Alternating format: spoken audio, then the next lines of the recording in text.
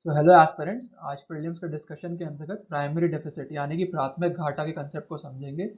Primary deficit का जो concept है वो इकोनॉमी से संबंधित है। तो प्राइमरी डेफिसिट किसे कहते हैं ये समझिए। Fiscal deficit minus interest payments, ये फॉर्मूला होता है प्राइमरी डेफिसिट यानी प्राथमिक घाटे का। फिस्कल डेफिसिट को हिंदी में राजकोषीय घाटा कहा जाता है।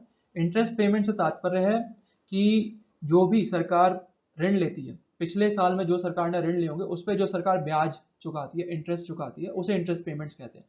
तो fiscal deficit of the current year, ये जरूर ध्यान रखेगा करंट ईयर है, and interest payments of the previous year. तो यूपीएससी आपको यहाँ पे कंफ्यूज कर सकता है। यूपीएससी आपको हो सकता है ये बोल दे कि interest payments also of the current year, तो वो स्टेटमेंट गलत हो जाएगा।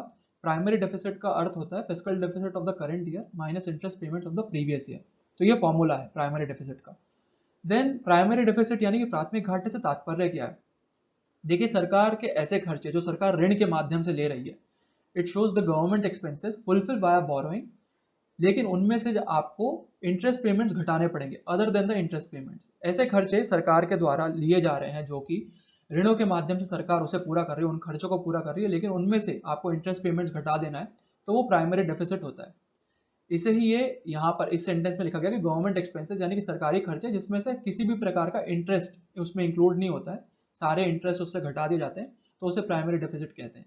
एक अन्य परिभाषा के रूप में इसे इस तरीके से भी समझ सकते हैं कि सरकार के जितने भी सरकार जो खर्चे कर रही है, जिसे सरकार ऋण के माध्यम से कर रही है, एक्सक्लूडिंग एनी इंटरेस्ट पेमेंट्स। तो ये कई अलग अलग परिभाषाएं हैं केवल और केवल प्राइमरी डेफिसिट को समझाने के लिए। तो यूपीएससी आपको इन चारों परिभाषाओं में से कोई भी एक परिभाषा दे सकता है, डेफिनेशन दे सकता है एज एन ऑप्शन के अंतर्गत। तो आप समझते हैं फिस्कल डेफिसिट यानी कि राजकोषीय घाटा क्या होता है, क्योंकि प्राइमरी डेफिसिट के अंतर्गत उसके फॉर्मूले में राजकोषीय घाटा आता है। तो देखिए, फिस्कल डेफिसिट होता है कि ऐसे खर्चे जिसके अंतर्गत सरकार जो ऋण के माध्यम से उठा रही है वो खर्चे जिसमें इंटरेस्ट पेमेंट इंक्लूड होगा। तो यहाँ पर इंक्लूजन का टर्म है, इंटरेस्ट पेमेंट इंक्लूड होता है फिस्कल डेफिसिट यानी राजकोषीय घाटा में, जबकि प्राइमरी डेफिसिट यानी कि प्राथमिक घाटा में इंटरेस्ट पेमेंट को एक्सक्लूड किया जाता है। तो ये दोनों टर्म्स प्लीज ध्यान में रखिएगा। यूपीएससी आपको हो सकता है यहाँ पर भी कंफ्यूज कर दे। यूपीएससी आपको फिस्कल डेफिसिट की जगह प्राइमरी डेफिसिट की परिभाषा में ये पूछ दे कि उसमें हम इंटरेस्ट पेमेंट इंक्लूड करते हैं, तो वो स्टेटमेंट गलत हो जाएगा। फिस्कल डेफिसिट में इंटरेस्ट पेमेंट इंक्लूड होता है, प्राइमरी डेफिसिट में जो इंटरेस्ट पेमेंट होता है उसे एक्सक्लूड किया जाता है यानी कि घटाया जाता है।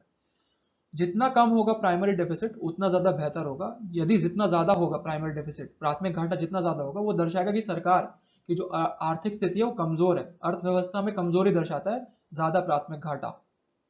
और यदि प्राथमिक जो घाटा है, प्राइमरी डेफिसिट जो है, यदि वो जीरो होता है तो उसका तात्पर्य क्या है। उसका तात्पर्य यह है कि अब सरकार जो भी खर्चे कर रही है वो सरकार ऋण के माध्यम से नहीं कर रही है, सरकार को केवल अब ऋण इसलिए उठाना पड़ रहा है ताकि वो अपने इंटरेस्ट पेमेंट्स को चुका सके।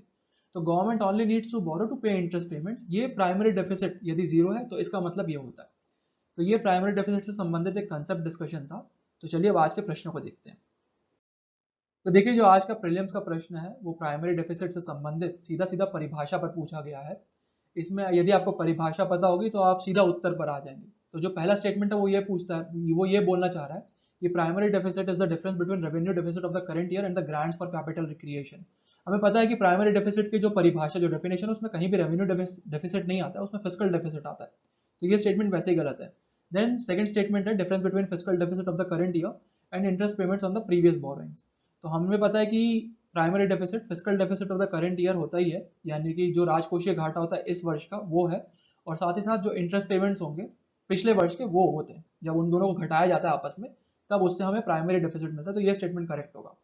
तो ये प्राइमरी डेफिसिट से संबंधित एक कंसेप्ट डिस्कशन और प्रीलिम्स के क्वेश्चन को हमने देखा। मैं आशा करता हूँ आपको चीजें समझ में आई होगी। Thank you.